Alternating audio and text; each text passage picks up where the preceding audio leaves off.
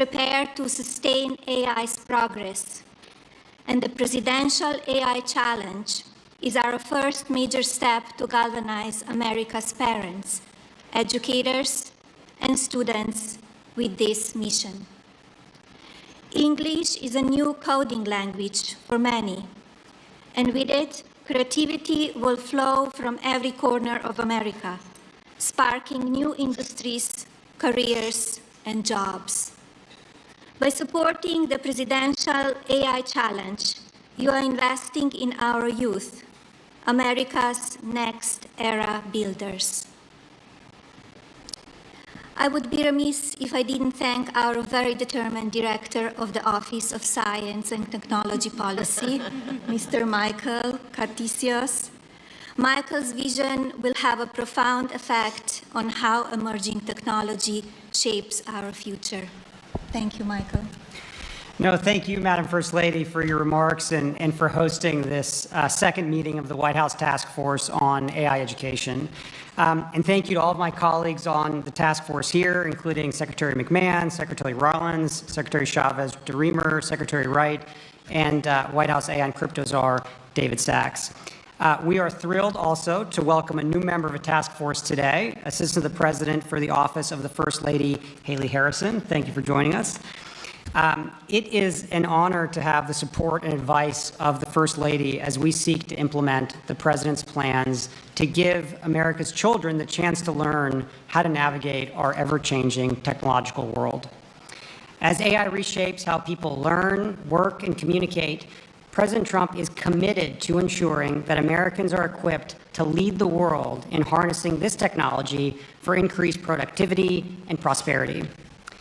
To further that end, in April, the President signed an executive order focusing on the formation and promotion of AI educational and workforce development programs, especially for America's young people. Familiarity with how these exciting new tools work will, we hope, lay a very important foundation for a lifetime of innovation. That is why President Trump established this White House task force on AI education, and that is why this task force has helped put together the Presidential AI Challenge, which the First Lady launched just last week. And for that, thank you so much, Mrs. Trump. We are here today to talk about our future in the most real sense imaginable, how America's children can be prepared to build our country tomorrow with the cutting-edge tools of today.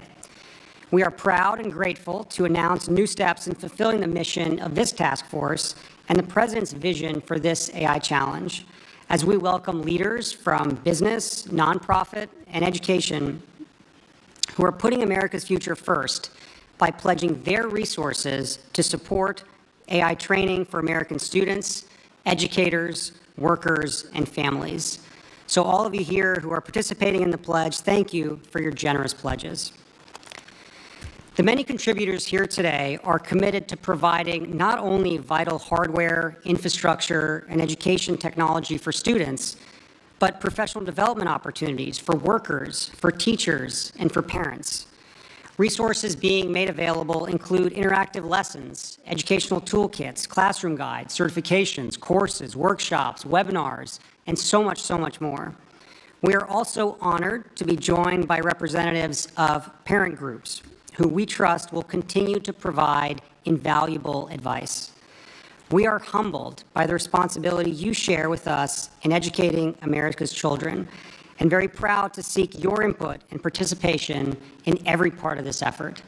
And as a new father of an 8-week-old, this means more to me than probably anything else we're talking about today. No one loves this nation's children and students like you do as their parents, who are each child's first teachers.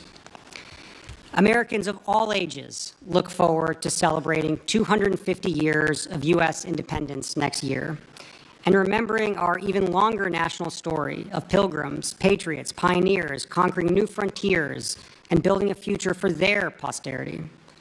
Today, we are grateful for this opportunity to invest in our children's future in turn, and to give this generation and generations of Americans to come the tools they need to master the frontiers of AI. Thank you all. And now, Secretary McMahon, would you like to say a few words? Well, thank you very much. And What an honor it is to share the dais today with our First Lady and my former cabinet members and colleagues here today. I think AI is certainly one of those technologies that we must embrace, certainly because it is here. It is such a valuable tool, and we are certainly going to do our best to utilize it at the Department of Education. I think we're looking at our work in 3 AI areas. We are supporting current grantees. We are prioritizing future investments, and we're integrating AI in our own workforce at the department. So I am certainly, and maybe a little to the table later than some as an adapter, but clearly I certainly am now an adapter in utilizing some forms of AI, which I'm finding so incredibly helpful. And I bet that Barron is helping you with a little bit of this as well, and maybe charging you a little bit with that. I would think so. In supporting our current grantees, we've issued a Dear Colleague letter telling anyone who has received an ED grant that AI tools and technologies are allowable use of federal education funds.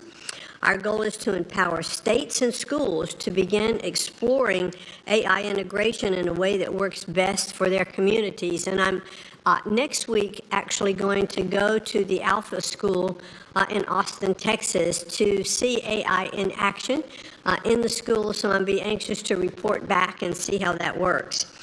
We are prioritizing future investments as I've now made AI one of my priorities as secretary. This explicitly encourages the integration of AI in teaching, learning, and school operations. Any grant applications that come into the department that utilize AI will be more strongly considered, for their grants. Might even get some bonus points for that. We want to integrate AI at ED. We're exploring ways to utilize AI in our processes across the department, not to replace human judgment and work, but to make us more efficient and effective. And I think that should be a goal everywhere. ED is fully aligned with the Presidential AI Challenge and is encouraging students and educators to explore AI technologies with curiosity and with creativity. It's not one of those things to be afraid of. Let's embrace it. Let's develop AI-based solutions to real-world problems and cultivate an AI-informed, future-ready workforce. ED strongly supports the Pledge to America's Youth. We are thankful to the folks in the room today and many others who have made commitments to expand AI access and understanding across schools. Very important across all over the country. And as I am touring and visiting schools of all kinds of different schools around the country, I will be looking to see how AI is being utilized and totally impressed by what I'm seeing. We are helping schools prepare every school, every child, every student for the AI-driven world. Thank you, Secretary Rollins. Well, first of all, I will turn my microphone on. First of all, I just want to say thank you all. I'm Brooke Rollins, and what a joy to be up here with my fellow cabinet members. Michael Kratsios, you are just a visionary. And I think back to the first term when we were able to work together. It's just incredible to see you lead and drive and cast a vision supported by so many incredible people here, and I know your team, but it's just a joy to see this incredible perhaps one of the most important issues, if not the most, that we have to address and embrace and build as a culture, as a society, as America. It's just so great. And to our incredible First Lady. It goes without saying that you're strong and steady leadership, and whatever you put your hand and your mind to is beyond what any of us could have hoped or imagined in terms of your leadership, your ability to move mountains for what you believe is important. I saw it with your Be Best campaign in the first term, and now to see you put your intellect and your heart and your work behind this is just incredibly encouraging. And as your friend, I'm just so grateful. So thank you for your leadership. And to all of our private sector partners in the room, I know we're going to get to hear from some of you. Many of you, again, we've worked together for some time, but this is the new Trump administration. This is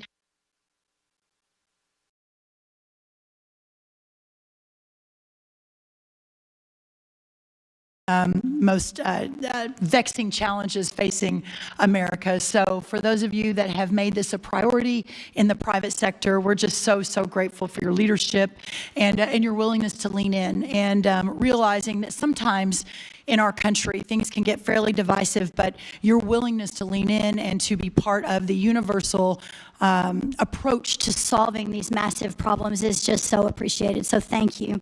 I want to say that President Trump has been very clear. The United States will lead the world in artificial intelligence, period, full stop. Not China, not any of our other foreign adversaries, but America. And with the First Lady's leadership and the Presidential AI Challenge, we are making sure that our young people are ready to win that race. And I think that's why we're all here today. From my perspective as the Secretary of Agriculture and hyper-focused on rural America and returning the golden age of prosperity to every corner of this great country, I would like to say that far too often for those living and working in our rural parts of our country, that often those are left behind and do not always have the same access to the most recent technological innovations that our urban counterparts across the country do. We cannot let that happen with AI. The agricultural sector, who feeds and fuels and clothes the country, who provides the national security in terms of feeding ourselves and fueling ourselves, has the potential for a seismic shift driven by the integration of cutting-edge technologies like AI. While AI has already made some inroads in our farming practices and with our farmers and ranchers, its potential in agricultural education, and we're here to talk today about education, is equally transformative. From personalized learning experiences to predictive analytics for curriculum design, AI is reshaping how agricultural knowledge is imparted and absorbed. This is why USDA will leverage partnerships with 4-H, the Cooperative Extension System, and the National Future Farmers of America to bring the Presidential AI Challenge into the heart of rural America. With potential to reach nearly 6 million youth through 4-H and then 1 million through FFA, the sky really is the limit to change the future of rural America.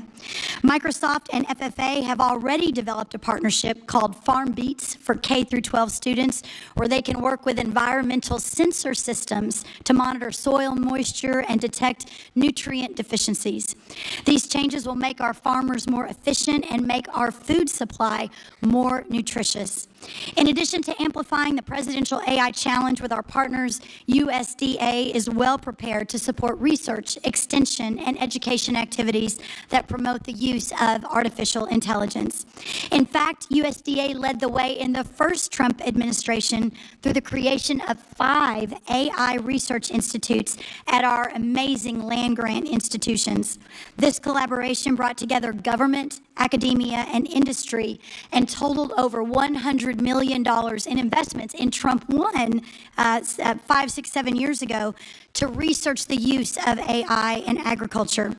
In addition to the cutting-edge research being conducted, a key tenet of these institutes is education and workforce development. We can point to many examples of this at USDA in supporting the training of an AI-ready workforce. Last month, we had an AI Institute for Resilient Agriculture at Iowa State University holding a workshop for over 250 farmers to show how the AI tools they developed can assist in pest identification and management. Also embedding AI education and apprenticeships into many of our USDA grant programs. While there is more work to be done and the sky is truly the limit, examples like Texas State University creating a technology and leadership education network focused on AI, providing apprenticeships, courses, and workshops to integrate precision agriculture, training youth and education about new agricultural technologies such as unmanned aerial systems at Tennessee State University, and over 600 high school students in Colorado being trained on advanced technologies for agriculture like robotics and automation. As I wrap today, and before I hand it over to my amazing colleague, Lori Chavez-DeRimmer, our Secretary of Labor, there is so much we can do. And I want to, again, send my heartfelt thanks to Michael Kratsios, also to our incredible First Lady and her wonderful team, and everything that has been done to get us to this point today. With the commitment of First Lady, Mrs. Trump, and with the commitment of our industry partners who are sitting with us on the dais, but also in the audience, and of course, with President Donald Trump's leadership, tomorrow's workforce will be ready and leading the way in innovation. America's future will be stronger, more secure, and second to no one. The American dream will thrive and prosper like never before. And at the heart of all of that will be the American worker. So at this point, I'd love to turn it over to Secretary Chavez-DeRimmer to talk a little bit about that. Thank you all. Thank you, Brooke. Good afternoon. I'm Lori Chavez-DeRimmer, and it's really an honor to be here on behalf Madam First Lady, thank you so much for what you're doing in the initiative. And on behalf of the American worker, we have a lot of exciting updates from the Department of Labor, and so I'll be brief. Under the direction of President Trump, the Department of Labor has taken on decisive action to make sure that we are promoting AI literacy and skills training, while the primary focus of this group is preparing our youth, the future youth. Congratulations. We are also advancing proposals to ensure all American workers are ready to thrive in an AI-driven economy. As you know, the President set out a goal to make America skilled again by providing more flexibility to state and local governments, including for artificial intelligence programs. Last month, the Labor Department issued guidance to state and local workforce agencies, encouraging the use of Workforce Innovation and Opportunity Act. Some of you know it as WIOA funds, to help develop those AI skills. This new guidance also clarified that states can use their governor's reserve funds for AI learning opportunities, helping increase training across the public workforce system. To further promote AI training, we have developed a set of priorities to expand AI-related apprenticeship opportunities. It's part of a comprehensive workforce strategy that we just published with the Department of Commerce and Education titled America's Talent Strategy, Equipping American Workers for the Golden Age. On-the-job training programs will help fill the mortgage-paying jobs that AI will create, while also enhancing the unique skills required to succeed in various industries. Expanding these opportunities is a key component of our strategy to reach the President's goal of 1 million new active apprentices across the United States. And finally, the Department of Labor has been very proactive in engaging with industry leaders to start the dialogue around what AI literacy looks like and how we can collaborate to help all American workers to succeed.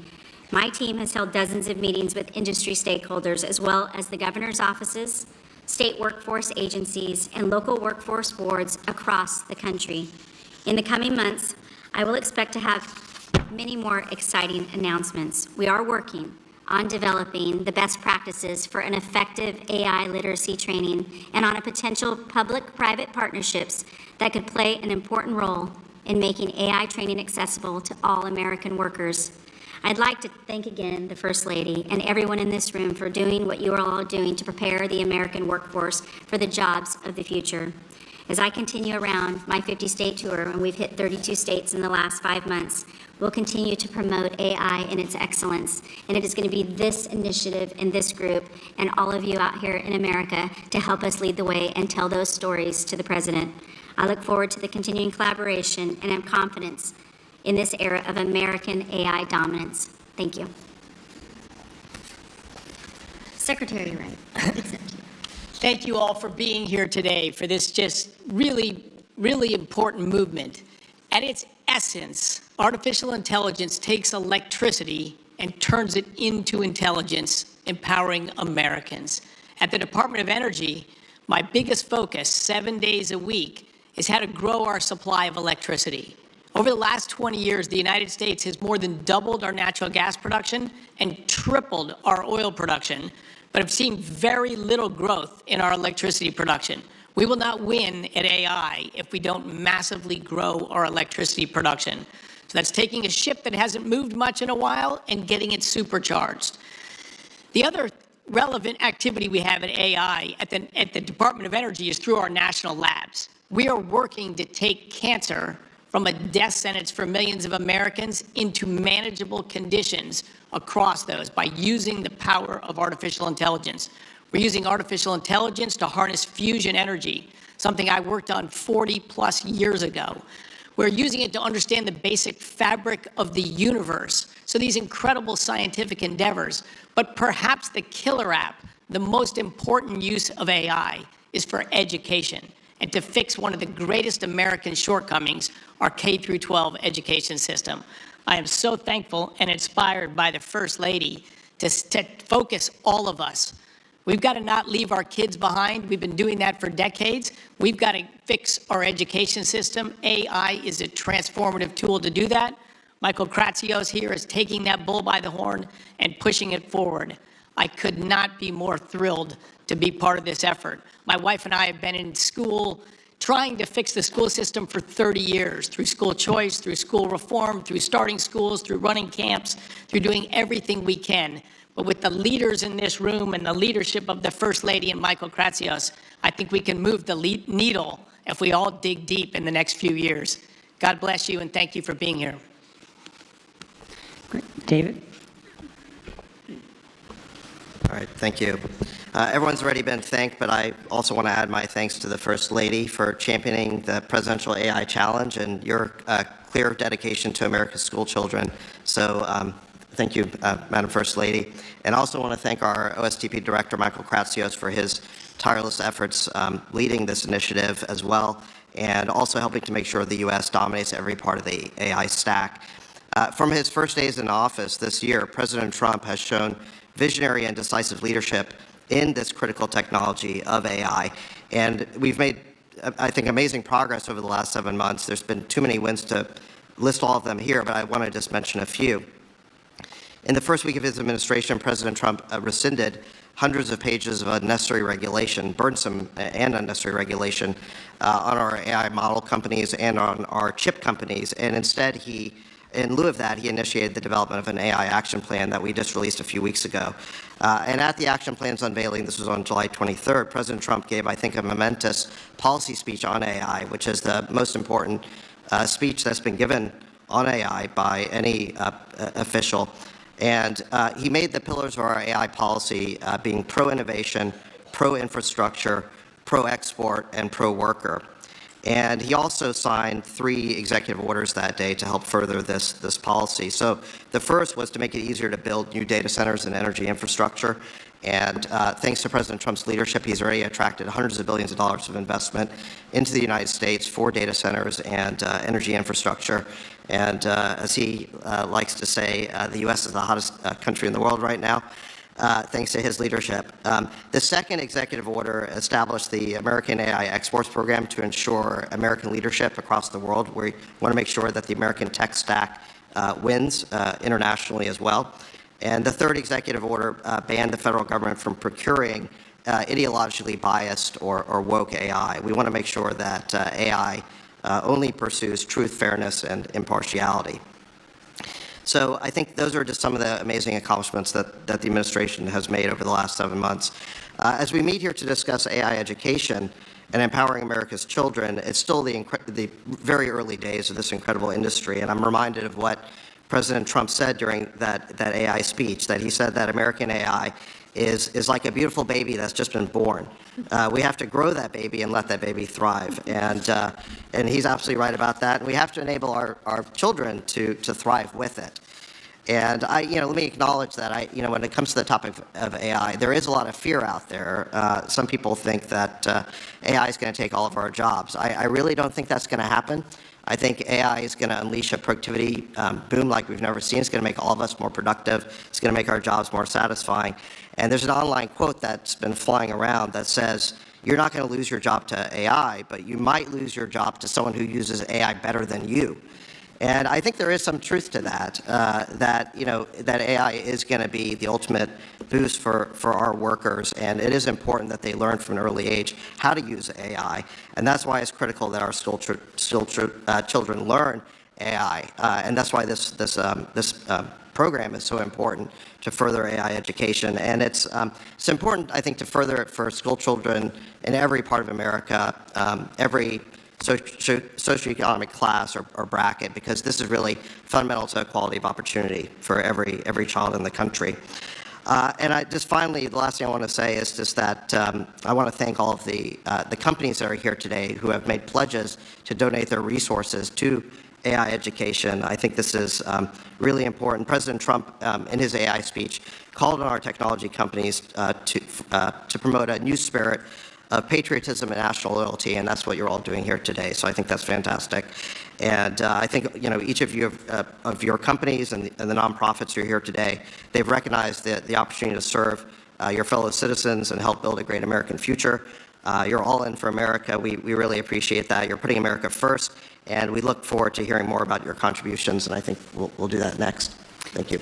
Yeah, thank you so much, David. I think now we'll briefly hear from 3 of our more than 135 generous pledge signers: Arvind Krishna from IBM, Cameron Wilson from Code.org, and Sundar Pichai from Google. Each say a few words about their contributions. So maybe Arvind, if you want to start.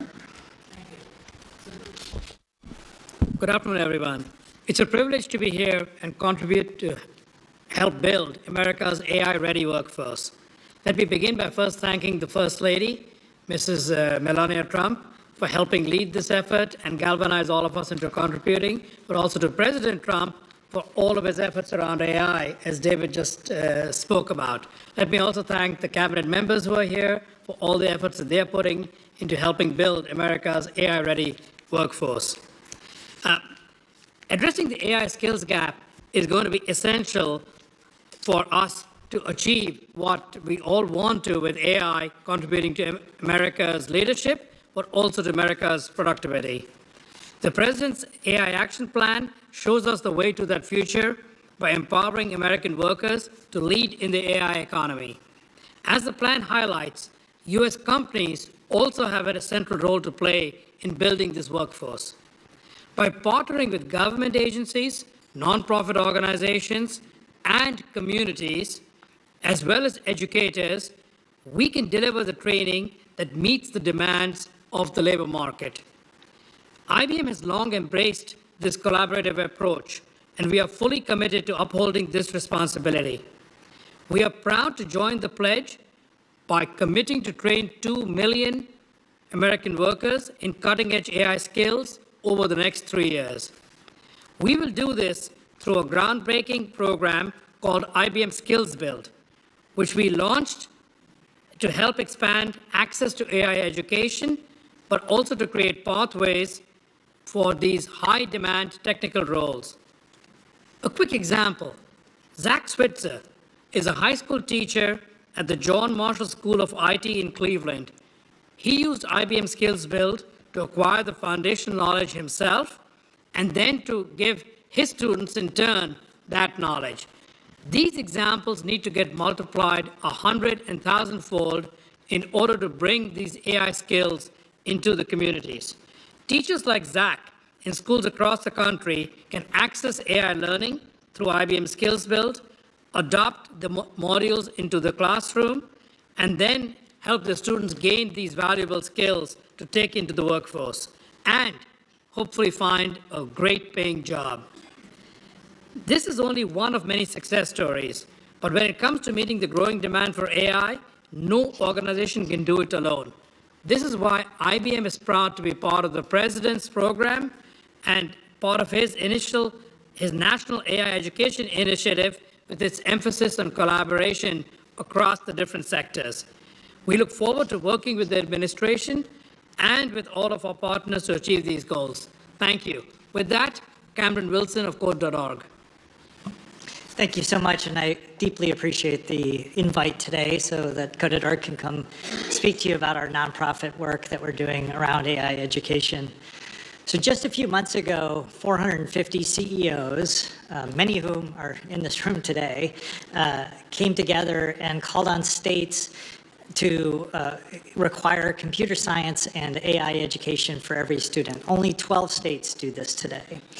These leaders really recognize the moment that we're in, which is AI education is the global competitiveness issue that faces us today. And we really need to meet this moment with an education system that provides students with AI education, and specifically, students really need to learn how AI works. They really need to understand the opportunities, the risks, the limits of AI, and the underlying computer science that is driving this innovation forward.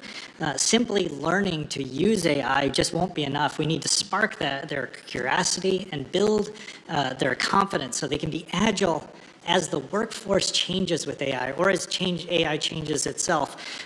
And we need to empower them so that they can envision and really express how they can shape a better future with AI. Steve Jobs had a great quote he used to have, and it was why he loved to learn computer science, because it taught him to think differently about problems. And that doesn't change in the age of AI. So both the Presidential AI Challenge and the AI Executive Order recognize the moment that we're in. They will catalyze state-led efforts to help modernize our education system. And I want to thank the White House and the First Lady's leadership on this, because this is a priority we must place in our AI education system. Ever since Hadi Partovi and myself began the work about 12 years ago with Code.org, we've helped change the global education system by bringing computer science education to 100 million students worldwide. And we've passed policy reform to embrace and prioritize computer science education for all 50 states. And now that changes with involving AI education with computer science. So we're the global leader that brings together partners around students and teachers and administrators so that they can be part of this global education movement. And as part of the AI Executive Order, we're committing to evolving and expanding this movement by engaging 25 million learners, including students and teachers and parents in the Hour of AI this year. This will be for this school year. Our goal is to partner with 25 states over the next 3 years to help promote and build out AI pathways, AI standards, and the AI Education Act. We're developing and scaling a new free open source high school course focused on AI, AI Foundations, which we plan to have reach about 400,000 high school students in the US by school year 28. And we want to provide free open source computer science and AI learning for about 9 million students, K-8 students by school year 28. Those are the things that we're committing to do to really transform our education system so that students can thrive in the age of AI. But we've always acted at Code.org with a broad community of partners, including teachers and administrators and parents and leaders across all levels of government from all different parties. And particularly with our lead partners, Microsoft, Google, and Amazon, have always been a really unique contribution to our coalition, and numerous other companies that are in this room. Pulling together this broad coalition of leaders has been the unique strength that we've helped build this global movement. And with AI education, we have a chance to both reinvigorate and expand this movement so that we can fulfill our vision that every student has a chance to learn AI and computer science and modernize education. So we would love for any organization that wants to partner with us to help us bring computer science and AI to the next 100 million students over the next decade. So thank you very much. And I want to turn it over to Mrs. Trump, Director Kratsios, esteemed cabinet officials, hello, and it's a real honor for me to be here to support the First Lady's Presidential AI Challenge. I think you're really inspiring young people to use technology in extraordinary ways. It's a deeply important issue for us as a company. At Google, we see AI as the most profound way we'll deliver on our mission and transform knowledge and learning. We really imagine a future where every student, regardless of their background or location, can learn anything in the world in a way that works best for them. We've been really focused on this for decades. It's why we built Chromebooks for every classroom, why we have worked to make our AI model, Gemini, one of the best models for learning. It's why we are offering our Gemini for Education to every high school in America. We are providing access to every high school student and every teacher with our best AI tools, including guided learning. We recently committed $1 billion over the next 3 years to support education and job training programs in the US. And today, I'm excited to share that $150 million of that $1 billion will go towards grants to support AI education and digital well-being. This includes support to code.org to transform its curriculum and integrate new AI features. We're also providing support to the Flourish Fund to support nonprofits, helping youth aging out of the foster care system with tools to succeed in the workplace. For college students, our AI for Education Accelerator has expanded from 100 colleges and universities to 200, including the Texas A&M University System and Iowa's community colleges. And we've set up a centralized place for teachers and parents to get all our best AI training in one place, something we've heard can be really helpful. This is all in the service of helping the next generation to solve problems, fuel innovation, and build an incredible future. These are all goals we all share. We are incredibly thankful for the partnership and the leadership from the First Lady, the President, and the administration, and for showing us the way. Thank you. Thank you so much, Sundar, and thank you all to our distinguished guests. As we work to invest in America's children, America's future, we're really grateful for all of your support. For everyone out there, if you go to AI.gov, all of the tremendous contributions and commitments that everyone has made can be seen there. And I think it's going to be a really, really special thing for all students, parents, and educators this school year. And lastly, my special thanks once again to the First Lady for being here with us today. Thank you. So this concludes our White House Task Force on AI Education second meeting, and we very much look forward to working with all of you again soon.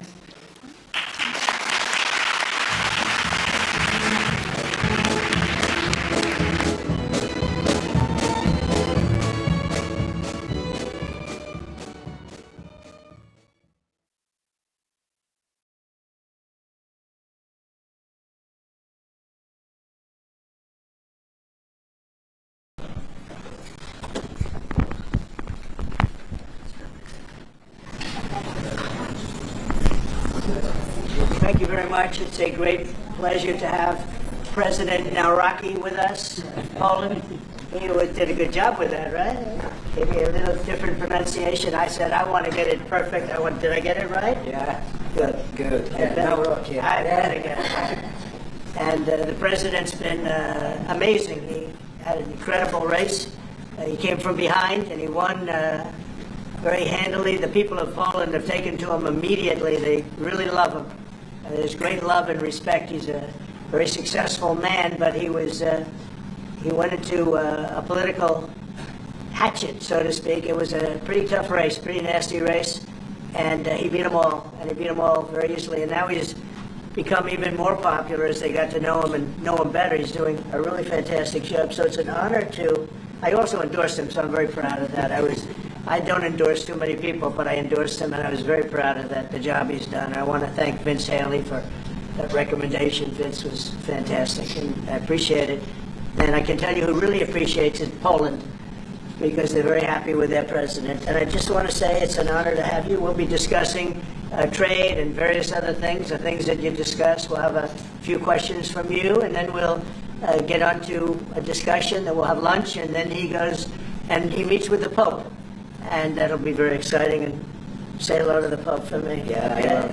Thank you very much for being here. Thank you very much, Mr. President. Thank you very much, and I would like to express my gratitude for your invitation. Only after 1 month from my sworn and from celebration for my inauguration, it means that the Polish-American relations are very important, very strong. I think that we have so strong relations that we have never had, and it's very important for me. Our relations are based, of course, on the values. Right? Thank you very much for your support, for your endorsement during my very hard campaign. I remember it, and I'm very grateful for your support. It was the fight me against others, so your support was very important, and the support of Polish people, Polish diaspora in the United States of America. We have almost more than 10 million people here, and they voted for Donald Trump. They voted for me. Yeah, and in vast majority they voted also for me, so I would like to say hello to Polish diaspora in the United States of America. Those relations for me, for Poland, for Poles, are very important with the United States of America, and they are based on values independence, sovereignty, democracy, and I think, Mr. President, that those values are epitomized by our current heroes. Yes. Kazimierz Pułaski and Tadeusz Kościuszko. So thank you very much, and I hope it will be very fruitful discussion around the energy, around the economy and military service. And the flyover was very much in honor of your great pilot who just passed away recently, who was a legend in Poland. You might want to say something about him. Yes, of course, it was a terrific accident in Poland. Thank you for this gesture that F-35 opened our meeting. Major Krakowian was one of the best Polish pilots, well-honed Polish pilots, and he died. He lost 2 children, so it was a great tragedy. He was a legend in Poland, actually, a legend as a pilot. He was an incredible pilot. And I think he went to the Air Force Academy, actually. But he was a fantastic pilot, and it was a big setback. The people of Poland are very, very sad, so we thought we'd do that. That was the single plane that swooped up.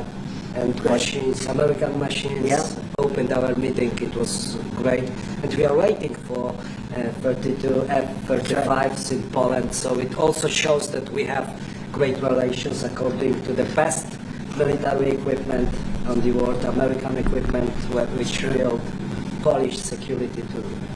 Well, Poland, we've had a tremendous relationship. I think now it's better than ever because of this relationship, but it's a little special because we fought together.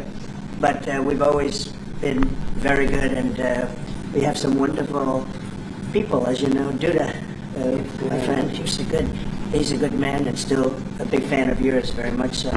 So it's a great honor, and we're going to talk about trade. We'll talk about some other things. We'll take a couple of questions from the media. President Trump, will American soldiers remain in Poland? Will American soldiers remain in Poland? Yeah. I think so. I mean, do you know something I don't? I don't know. We're very happy. If anything, we'll put more there if they want. But they've long wanted to have a larger presence. We have some countries that have more, not too many, but no, they'll be staying in Poland. We're very much aligned with Poland. Thank you. So, you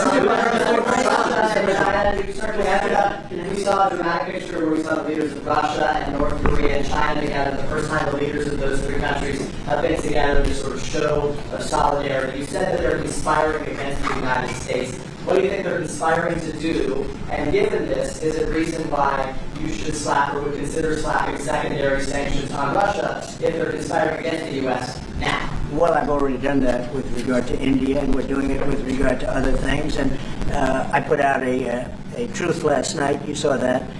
And I was the one that brought it up. I said they're only doing this. They're looking to, when they did what they did, I thought it was a beautiful ceremony. I thought it was very, very impressive. But I understood the reason they were doing it, and they were hoping I was watching, and I was watching. My relationship with all of them is very good. We're going to find out how good it is over the next week or two.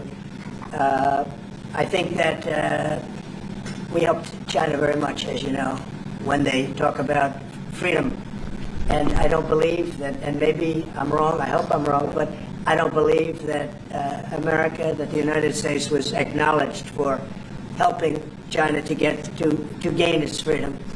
But perhaps I was just that was a sleight of hand. I mean, I was very surprised. I watched the speech last night. President Xi's a friend of mine, but I thought that the United States should have been mentioned last night during that speech because we helped China very, very much. They should have invited you, Mr. President. They should have invited you. You've expressed many times your frustration and disappointment with Putin, but there's no action since you took your office. Don't you worry that... You know there's no action. But don't you worry... What action did you take? I'm with Polish radio. Okay. How do you know there's no action? Would you say that putting secondary sanctions on India, the largest purchaser outside of China, they're almost equal, would you say there was no action? That cost hundreds of billions of dollars to Russia. You call that no action? And I haven't done phase 2 yet or phase 3. But when you say there's no action, I think you ought to get yourself a new job, because if you remember, 2 weeks ago I said, if India buys, India's got big problems, and that's what happened. So don't tell me about that. Right now, there have been survivors of Jeffrey Epstein speaking at a press conference on Capitol Hill. They're calling for these case files, these documents to be released. And Thomas Massey, who is sponsoring a discharge petition to get the House to vote on releasing those documents, says he doesn't believe you're implicated in these files, but many of your friends and donors may be, and he says that's why the Justice Department is redacting them and slow-walking the release. Is the Justice Department protecting any friends or donors, sir? So this is a Democrat hoax that never ends. You know, it reminds me a little of the Kennedy situation. We gave him everything over and over again, more and more and more, and nobody's ever satisfied. From what I understand, I could check, but from what I understand, thousands of pages of documents have been given. But it's really a Democrat hoax, because they're trying to get people to talk about something that's totally irrelevant to the success that we've had as a nation since I've been president. Even if you look at D.C. right now, D.C., it's a totally safe zone. It's called a safe zone. That's a term. It's a term of art. It's a safe zone because it's very safe. You can walk down the street now and nothing's going to happen. No crime, no murders, no nothing. Because we had a lot of problems with certain places, and we still do.